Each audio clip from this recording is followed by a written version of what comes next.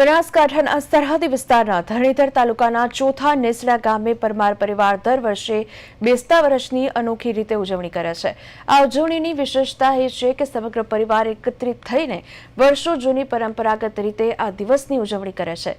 પરિવારના સભ્યો એકબીજાને શુભકામનાઓ પાઠવે છે અને આશીર્વાદ લઈને નવા વર્ષનો પ્રારંભ કરે છે। આ પરંપરામાં ખાસ કરીને મહિલાઓ અને યુવાનો વડીલોના ચરણ સ્પર્શ કરીને તેમના આશીર્વાદ મેળવે છે।